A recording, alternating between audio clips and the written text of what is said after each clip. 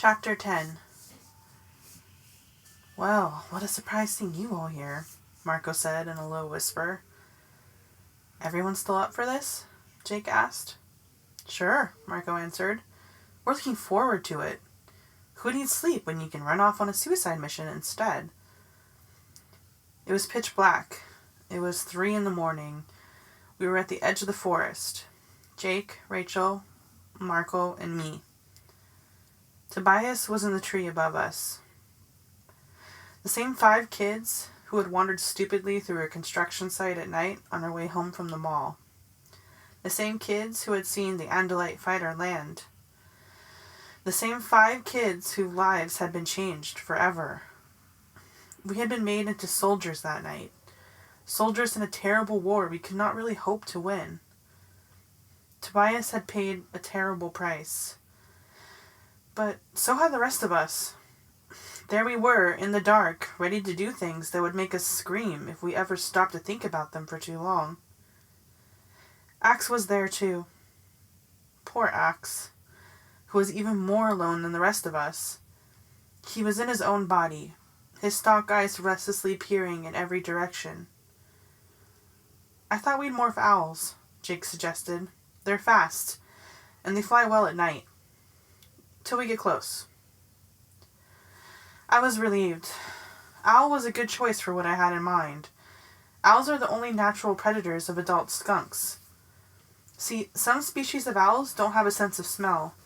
If you're going to eat skunks, that's a good thing. I was going to eat adult skunks, of course. I was going to try to find some skunk babies. Wish I could go with you guys, Tobias said. But I'm not much use at night. You found us the way into the place, Jake said. And you got us the termite to morph. And we're just so amazingly grateful, Marco said sarcastically. We all laughed nervously. It was good to know that the others were all as scared as I was. We all started to remove our outer clothing.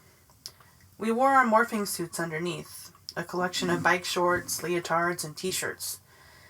We can morph skin-tight clothing, but not things like sweaters or shoes or watches. Jake wore a pair of bike shorts and a sort of spandex top. Marco snickered. What? Jake demanded. Marco put on an innocent face. Nothing. I'm just saying, if we're going to be superheroes, we need to do something about these stupid outfits. We look like refugees from a Bulgarian gymnastics competition. That's all I'm saying. Except for Rachel, of course, I pointed out. Naturally, Rachel had found a way to coordinate her outfit. She looked great. Here's the plan, Jake said. We morph owls to get close. We demorph at least 200 yards away from the compound. Then we crawl close, morph termites, dig under the force field, and enter the termite holes in the outside of the building. As long as it's nice and simple, Rachel said darkly. She looked at me, and I realized that even fearless Rachel was afraid. That scared me. I tried to focus entirely on assuming the owl morph, but my brain was buzzing away. You know how sometimes you can't stop your brain from just racing around? It's like a computer that's playing a dozen programs at once. I was worrying about too many things. My science project, lying to my parents, whether Axe really tried drinking engine oil, whether the baby skunks had already been killed. Maybe it was self-defense. I didn't want to start worrying about the thing that really worried me. Somehow my life had turned very, very weird. I saw Axe was morphing quickly. His tail went limp, like an empty sock. Feathers were growing to replace his fur. I looked down at my own arm and saw the feather patterns being drawn on my skin. They were beautiful, really, if you stopped to think about them being on you. You could see the quill, a gently curved shaft. From it, the thousands of individual veins spread. Then, quite suddenly, the feather drawing became 3-dimensional. They seemed to simply pop out of my skin. It itched a little as the feathers grew out all across my body. I was shrinking all the while, getting smaller and smaller. The dirt and the pine needles and leaves and twigs all came rushing up at me. My bare feet grew rough, as if they were one big callus. Toes melted together, then formed into talons. Long, curved, sharp, tearing claws grew. The talons were the main killing weapon of the great horned owl. An owl would fly along, silent at night. Then it would strike, grabbing the prey, a rabbit, a squirrel, a rat, a skunk, by the head. The bones all through my body were rearranging themselves. Many disappeared altogether. Others became twisted and misshapen. My breastbone grew deeper. My various finger bones grew long first, and then shorter. All of this made a grinding noise that resonated up through my body. My internal organs were radically redesigned, and my eyes seemed to swell and swell until they filled my entire head. My eyes were so huge compared to my body that they practically rubbed together inside my skull. Suddenly, it was no longer night. It was as bright as the day. The same amount of light that was a dim, flickering candle to my human eyes was a spotlight to my owl's eyes. "Whoa!" I heard Rachel cry. "I enjoy these eyes very much," Axe commented. "They are wonderful." I spread my arms wide and opened my wings. The change was complete. I felt the cold edge of the owl's instincts, the instincts of a predator. I had morphed the owl before, so I knew what to expect. I had used the eyes and the wings and felt the brain. It wasn't exactly second nature, but at least it wasn't a surprise. "Ready?" Jake asked. I flapped my wings and drew up my feet and rose easily into the tree branches that, in the darkness, were invisible to humans, but clear as blazing neon to me. I saw Tobias sitting perched on his branch. I felt his instinctive hawk's caution as a flight of 5 horned owls flew past. The day belonged to the hawks, but the night was ours. "Good luck," Tobias said. "Don't eat anything I wouldn't eat." "Ha," Marco laughed. He was high on the thrill of a good morph. So was I guess. There is a rush of power that comes from being an animal in its natural element, particularly a predator. In the air at night, nothing can touch us. We reign supreme in the forest. We flew in a loose formation, not soaring above the trees, but flitting through them. Our wings didn't make a sound.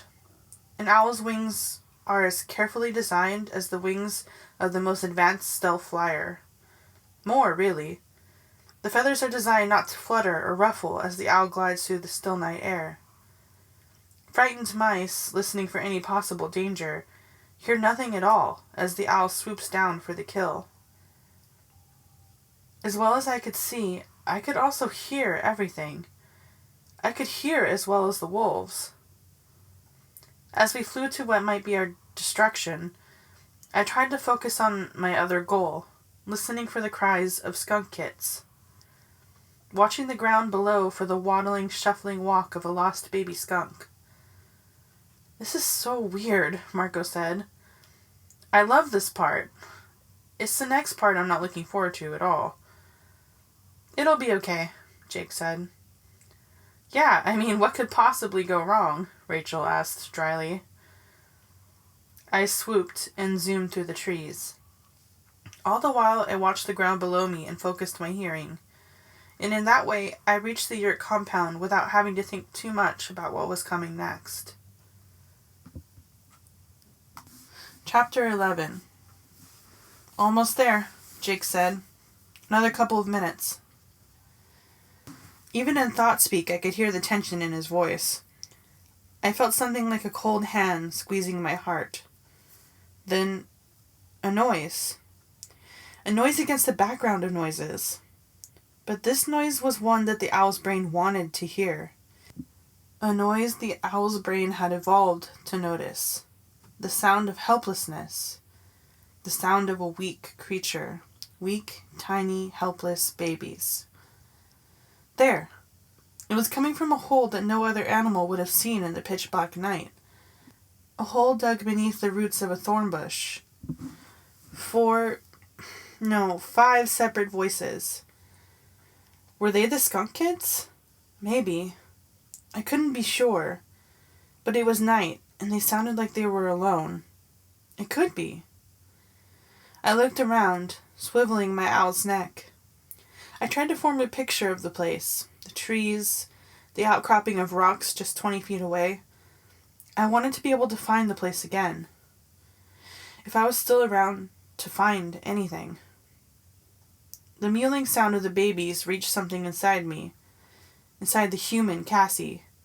But to the owl, it was the sound of a meal. It's strange to have those two feelings in your head at the same time. Human compassion and the cold ruthlessness of the predator. Strange. Okay, Jake said, a few seconds later. Here. We swooped low and landed. I started to demorph quickly. I didn't want to feel that predator in my mind anymore. Not right then. The world went dark as my human eyes re-emerged. The forest was a darker, quieter place to Homo sapiens. I looked around, and I couldn't see any of the landmarks I'd tried to spot. I would never find those skunk kits in the dark. Not with human eyes, anyway. Maybe by the light of day. I could come back in the morning. Okay, we have to get as close to the edge of the compound as we can, Jake whispered. We can't be spotted as humans. We can't morph termites too far from the building. Termites don't exactly move fast. I have a suggestion, Prince Jake, Axe said. Axe is under the impression that Jake is the equivalent of an Andalite prince. A distraction, he continued. We could give the Yeerks something to chase. I knew instantly what he had in mind. An Andalite? I asked him. The Yeerks would not be able to resist, he said. You could end up very dead that way, Marco said. No, Axe, Jake said. We need you inside. There may be your computers in there. We need you. But a distraction isn't a bad idea. Jake looked at me. Anyone want to volunteer? It would probably be safer than going inside. He was offering me a way out. A way to avoid having to become a termite. I should have said yes. I wanted to say yes. But I couldn't do it. I couldn't take the easy way out.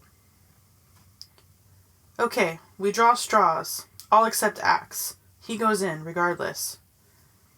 Jake pulled up 4 strands of tall grass. He shortened them all to about 6 inches. Then he took one and shortened it further. Short straw placed tag with the Yeerks. He concealed the bottoms of the straws in his fist. Next time, let's play some other game, Marco said, as he drew a straw. Yahtzee, maybe. I don't like games that involve life and death. One after the other, we each drew a straw. A long straw. I looked carefully at the straw in my hand. Yes, it was a long one. Jake looked shocked. He held the short straw. We were all shocked. Somehow it just seemed automatic that Jake would be in there with us. Marco grinned. Sooner or later, we had to try a mission without you, oh great and fearless leader. Marco could joke about it, but none of us felt right going in without Jake. Now it was too late to change that. Okay, Jake said briskly. You guys know what to do. I'll use the wolf morph. The Yeerks will be on the lookout for wolves. He started to walk away. Then he stopped and looked back. Be careful, all right? Go ahead, Mom, Rachel said. We can handle this. At least we hope we can, I muttered. Jake walked away and was quickly out of sight. Okay, we have to be ready as soon as Jake starts making trouble, Rachel said. We hear something go down, we run toward the perimeter of the compound, staying just back in the trees, morph, and hope we can find a way into the building. What do you know about these termites we are morphing? Axe wondered. They're like ants, Marco said. Actually, they're related to cockroaches, I said. I looked them up in one of my mom's books. They have a society like ants, but roaches are closer relatives.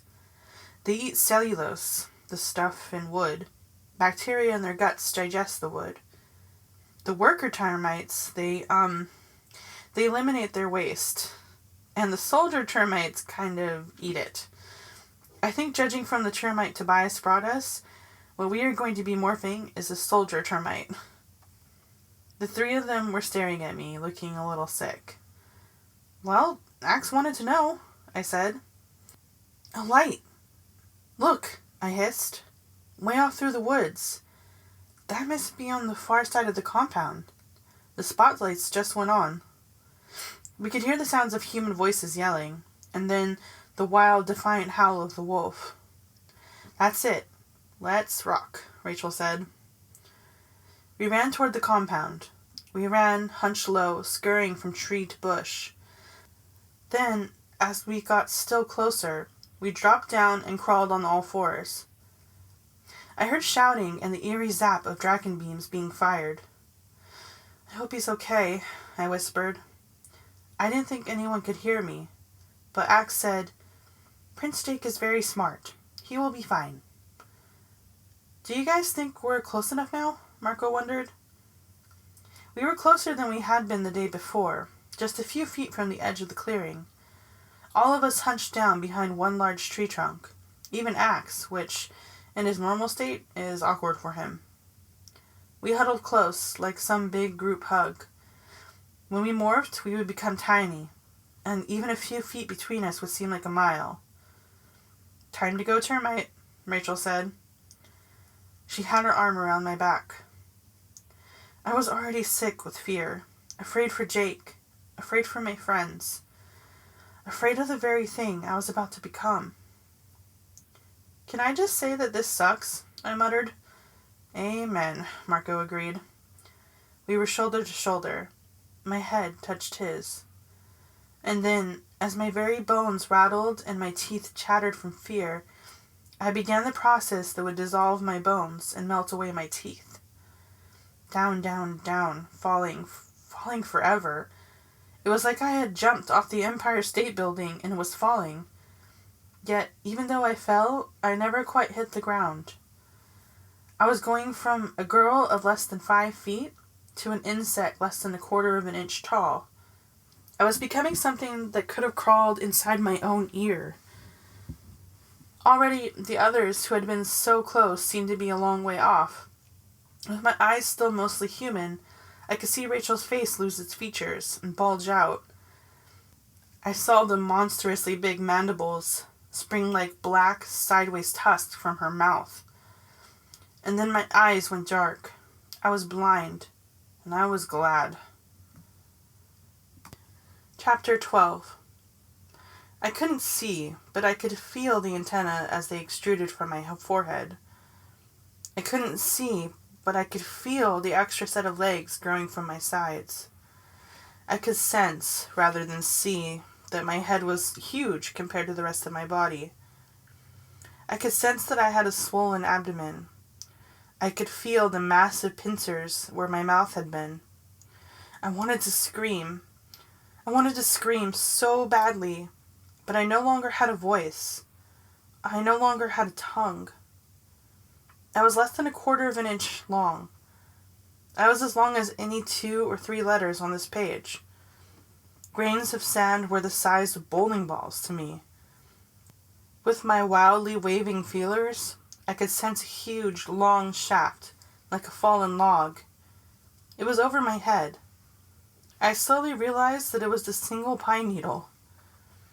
I waited for the termite's instincts and mine to suddenly surge within my own, but the termite brain, such as it was, wasn't saying anything.